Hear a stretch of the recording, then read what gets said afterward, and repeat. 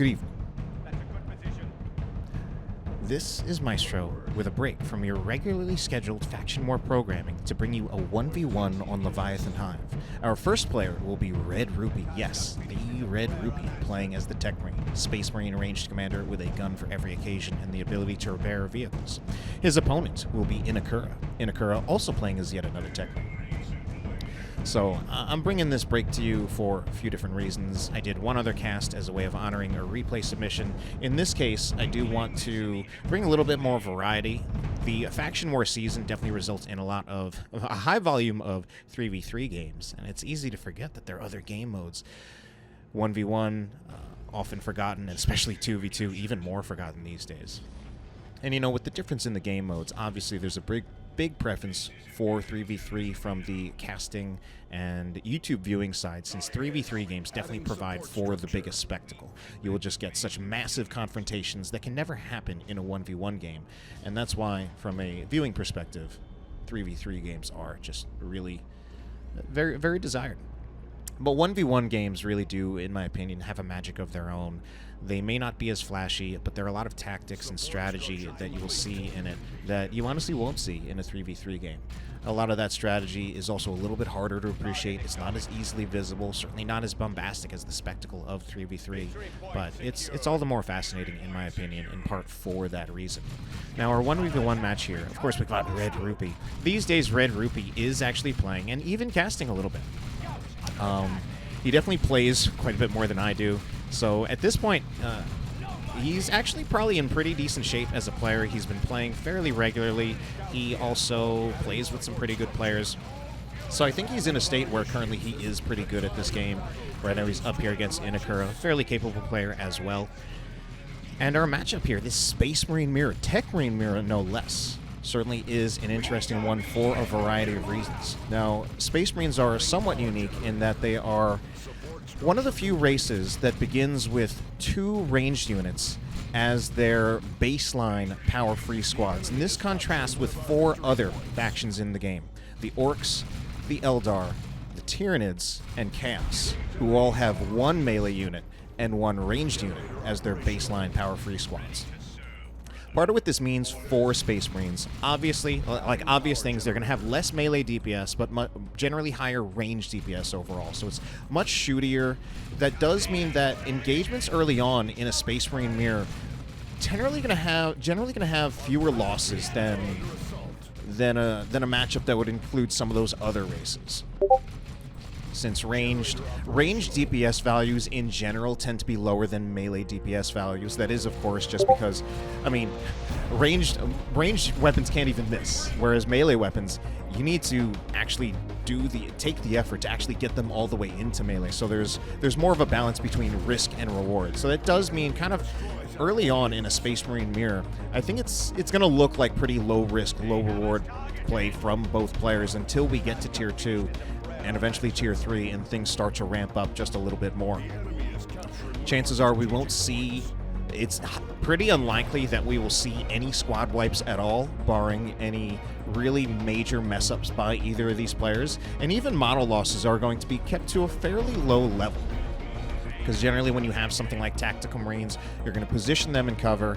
You have a sense, if you've been playing the game for a while, just of how much damage they're going to take and when they might lose a model. Usually, my personal instincts, which is definitely something that I've actually never really discussed with other players, but usually when a Tactical Marine when a Tactical Marine squad starts to get down to about 60 or 70% of its health, that's when I expect that it is at risk of losing a model. Of course, with the way Dawn of War 2 works, sometimes it's not always consistent. Sometimes you will see models die much, much later than that. You'll see strange cases where a squad only has like 20% hit points left, but hasn't lost a single model. Even this melee engagement right here, eventually one of these squads might lose a model, but it's even possible that we could see one of these squads retreat before okay, so one model finally does happen, and they waited quite a bit longer than that 60-70% range that I said before. They let it get down to 40, even 30-ish% before the model finally went down. But we also see just how long that actually took. So things don't quite happen as fast in a Space Marine mirror as they would in an Eldar mirror or an Orc mirror or an Eldar versus Orcs matchup. And especially with the Techmarine as your hero, that makes it even just all the more shooting. Where just like the one melee, one ranged configuration is more common for armies, it's also more common for heroes in this game in general to be melee units rather than ranged units. As long as my counting is correct, out of the 18 ranged heroes in this game, 12 of them are melee units and 6 of them are ranged units. And that generally means that even though there are many differences between those commanders, in general, when you have a ranged commander, that commander has certain responsibilities. They're supposed to act as a tank. Their role in combat is often to tie up a squad or draw the aggro of several squads. But that's all very different in a Space Marine mirror and certainly a Techmarine mirror, where you often want squads to sit and cover. The Techmarine still, as a single entity, can take up some of those tying up and aggro responsibilities, since he doesn't bleed as long as he's not killed, and he can force melee because he knows that because he knows it will usually, in most cases, be a positive trade for him. So Tactical Marine model is taken down right there. Slow fights. Devastator Marine is out for RedRupee, whereas we have an Assault Marine out for Inekura. And it's RedRupee right now with the victory point lead. Inekura a little bit behind. Compositionally, at least just on paper, you would kind of look at this and think, the Assault Marines naturally counter the Devastator. So that would look like Inekura would have the favored composition, but overall it does feel like RedRupee has had the better end of things. Of course, player skill level does get taken into account, but aside from that, we've also just seen things like the Assault Marines are frequently being used in situations where they're using their jump on units other than the Devastator Marines. The Devastator Marines often being kept in very far back positions. Oh, wow. Actually, 2 Tactical Marine models dropped on RedRupee Squad, and I missed at some point that he lost a Scout Squad. So, man, I gassed him up, and now, unfortunately, he's suffering some losses, hard losses for RedRupee. And yet again, good use of the Devastator, where he manages to kind of keep it far back so that it's very rarely being the target of the Assault Marine jump, and instead is covering the ranged units that get jumped on. Now, this will get a little easier for Inekura to manage as the game goes on if he can get his Assault Marine squad to level up, because they will have more energy, they will be more easily to jump multiple times in quick succession. However, leveling up, again, in a Space Marine mirror, also a little bit harder than other mirrors, because, again, you won't see as many squad losses, and certainly not as many model losses. So you won't always get those high, like those level 5, level 6, or even more than that commanders. So, RedRupee coming out with the Librarian. Now, the Librarian makes sense, particularly with the Devastator, but classically the Librarian does actually have synergy with both Devastators and Assault Marines. Both of them benefit very, very much from the Tome of Time upgrade, or the Veil of Time ability, giving them movement speed, but even more importantly in the case of the Devastators, removing their setup and teardown time. Here, Techmarine will find himself firing against those scouts, but he's already pretty low on health, so once the grenade is thrown, he will just retreat out of there, not want to risk mismicroing into the grenade and find himself actually losing the Techmarine entirely. RedRupee has already suffered a few losses. He's even gone ahead and replaced his scouts, so even after losing a scout squad, wanting to keep that second scout squad out there for the map control that it provides, and he is leading in map control. There is a pretty good chance that if he didn't replace that scout squad, that he would fall behind.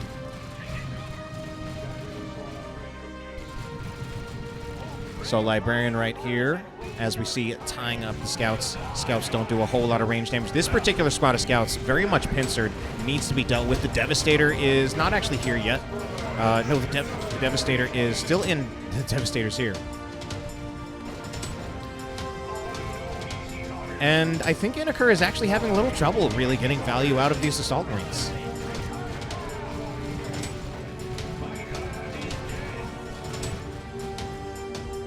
RedRupee kind of keeping his squads kind of split, making sure that he doesn't get multiple squads jumped on the way you might often see someone in a 3v3.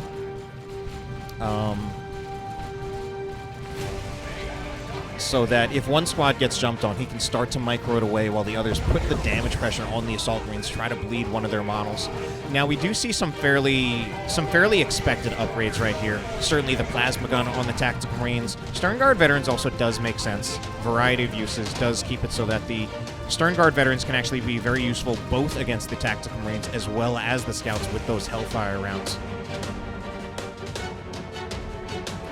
But generally speaking, since most ranged weapons, especially Tier 1 ranged weapons, are piercing, they're inherently pretty weak against the power armor of many Space Marine units. So that's part of why once again, we're going to see the Assault Marine jump here, but they jump right into the firing arc of the Devastator, and then we're just going to see the Stern Guard Veterans try to microwave. Assault Marines will have a second jump pretty soon, but they're already pretty low on hit points. The Devastator squad probably going to have to go, though, because they are only here out at half health, which is risky, especially considering the reaction a little bit slow from RupEe. Gets very, very close to losing the Assault Marine squad there, but a model was also... Sorry, RupEe got close to losing the Devastator squad, but 2 models lost on the Assault Marine squad in the end. That's definitely not a winning trade for Inekura.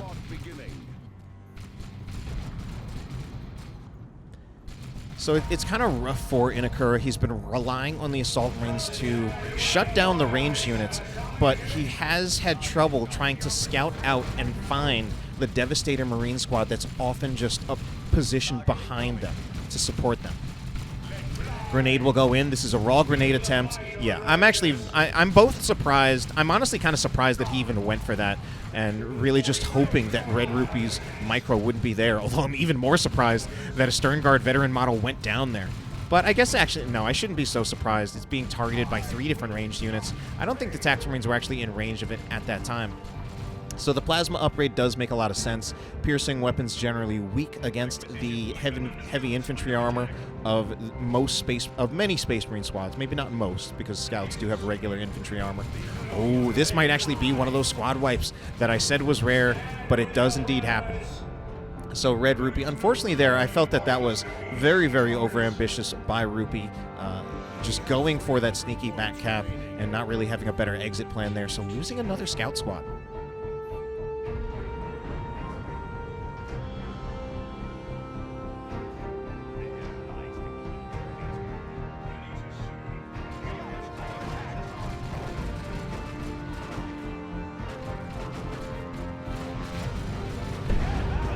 Yeah, the cover-to-cover fight between the Scouts would absolutely favor the shotgun variety. They can just shotgun blast the other Scouts out of cover. They've got much higher range damage. The only thing that the other Scout squad would be a grenade attempt to try to flush the shotgun Scouts out of cover. But even if they do, just as long as RupEe's paying attention, he just micros away from the grenade. That just means he gets closer with the shotguns, and he still has the shotgun blast, which is more reliable for that purpose.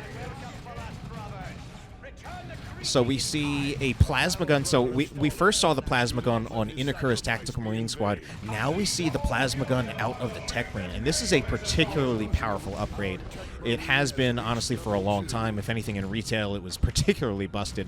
But even in Elite Mod, it is still very, very strong. Very high plasma DPS coming out of this, especially with that overcharge. Also synergizes particularly well with the Signum armor, granting that marked target ability, which RedRupee has not gone for. Instead, he wants a tankier Techmarine, so that he can really tank the damage from Tactical Marines, using that refractor field to just give him even more effective hit points. These Scouts right here need to retreat, though.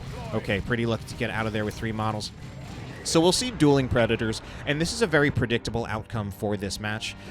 Definitely the Techmarine's strength, a big part of the Techmarine's strengths lie in his ability to support vehicles. To that end, it's actually very, very surprising that we didn't see either of these players go for a vehicle in Tier 2. I would think of the expected trajectory of this matchup to be dueling transports in Tier 2. So we didn't get the dueling transports, and I'm surprised we didn't see a Dreadnought either.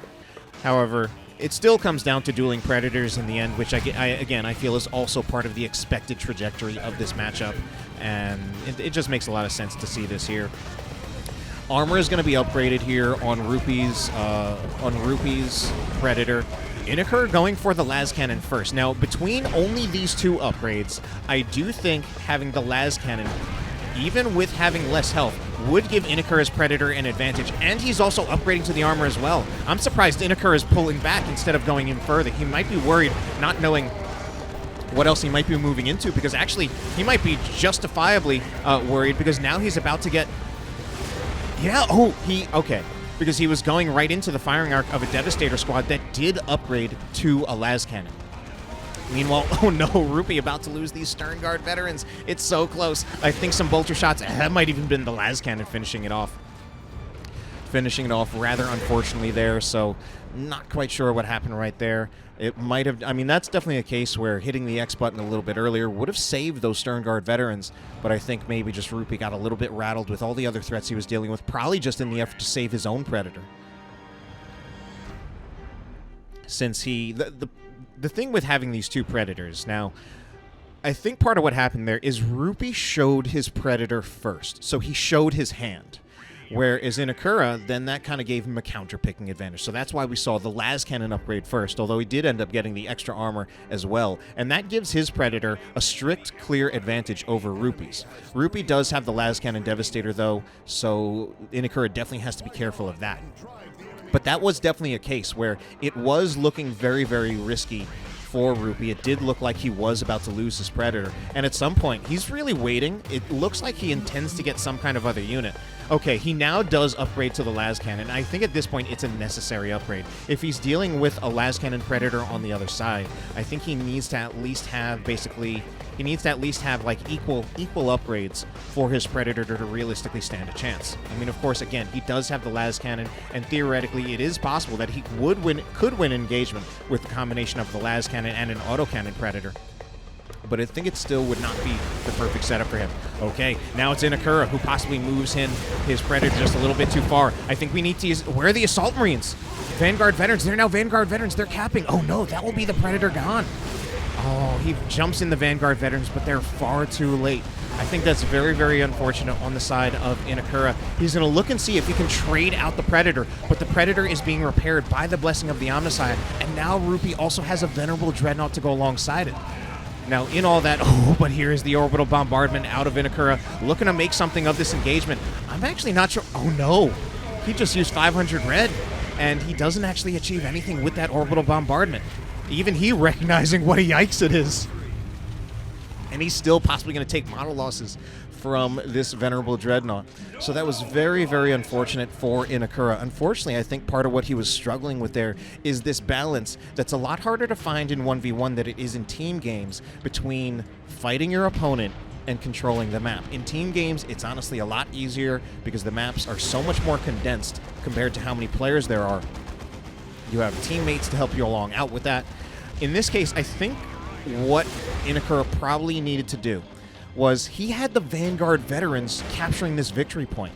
I think it needed to be one of the scouts. He should have enough repairs for the Predator between the Techmarine and another scout squad. The second scouts, especially considering these are only bolter scouts, having two scout squads in that fight wasn't really essential.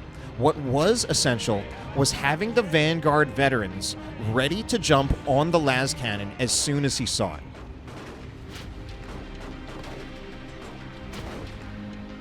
So shotgun scouts chasing down the bolter scouts. Grenade attempt. Oh no. I think Inekura realized he's kind of screwed here as well. Oh no, but the Venerable Dreadnought getting a little senile in his old age. I think if the Venerable Dreadnought had just a better read on the retreat path there, I think there's a decent chance it actually could have wiped out that entire squad. I think Inekura got away really, really lucky there.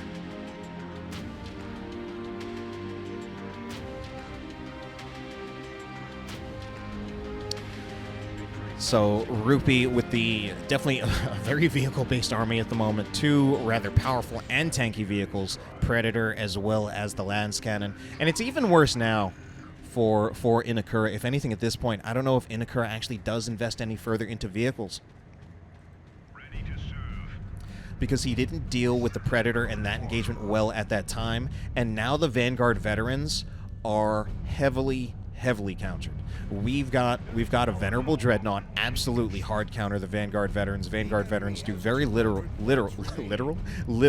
to the Venerable Dreadnought. Venerable Dreadnought can stun it with the Emperor's Fist, massively outtrades it in terms of damage with those splash damage attacks, and we also have a melee Techmarine as well, and the melee Techmarine went for Bionics, so we actually see RupEe committing to getting a melee tank, so the Axe of the Mechanicum there will even drain the energy off those Vanguard Veterans, making it harder, especially getting the Vanguard Veterans also resets his level to 1, so he doesn't have the extra energy that he would have from a leveled Assault Marine squad to more quickly jump around more than once. So, I mean, in this sense, I'm honestly kind of questioning the Vanguard Veteran Squad purchase. I mean, yes, they're powerful. Yes, they will rip apart the Devastator Marines if they can jump on them. But it was an extra investment when they're also missing the possibility of the Melt-A-Gun. Sorry, not the Melt-A-Gun, the Melt-A-Bomb as a way of answering these vehicles. So eventually we do see, got a charge by the Venerable. This is absolutely a lost engagement for Inekura. He's going to need to pull out here. Meanwhile, Techmarine from Inekura, pretty late getting upgrades, getting the Melt-A-Gun, because again, it needs to deal with vehicles. Although it'll certainly do just fine against the scouts here with that Melt-A-Gun. Alright, so for the moment, Inekura will take back the double cap. There's definitely not going to be enough movement from RupEe to deal with this anytime soon.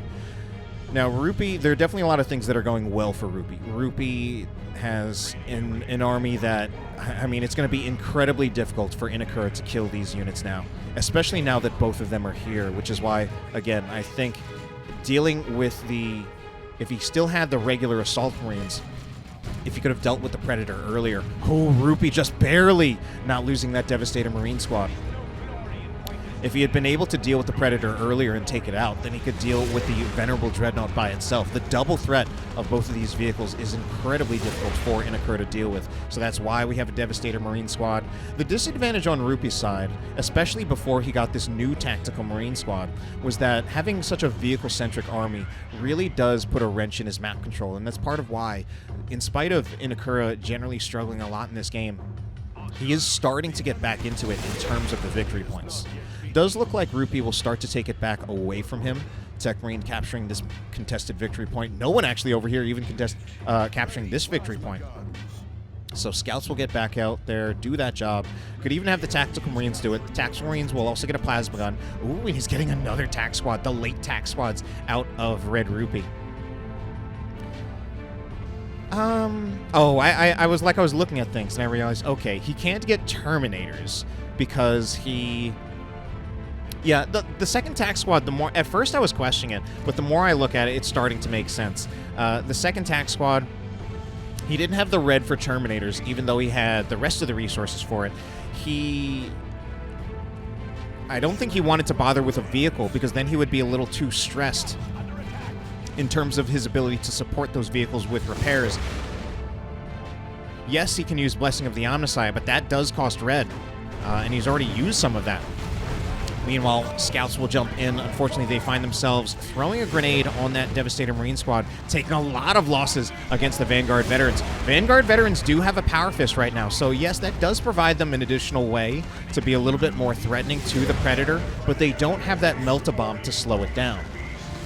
Does look like we do have someone with the Signum Armor. It will be Inekura. Signum Armor on his Techmarine. Mark target amplifies the damage that a targeted unit takes by 40%. Honestly, this is such a bonkers number in my opinion. I actually see this as such an amazing war gear. And it looks like Inekura will finally get this Predator, or will he? Blessing of the Omnissiah has been used. Now his Techmarine will be tied up. Is there any other source of damage? His Lascannon Predator, or rather his Lascannon Devastator, is too far away. He actually, I don't know if he'll be able to finish this off. He's force meleeing the Predator with the Techmarine, and he'll lose the Techmarine. Ouch. Well played there by RedRupee, keeping the Predator out of range of the Lascannon Devastator, and then the force melee by RedRupee's Techmarine on Inekura's. I mean, yes, that's because he has the melee weapon, but honestly, he could have even done that with a ranged weapon. So good use of force melee there.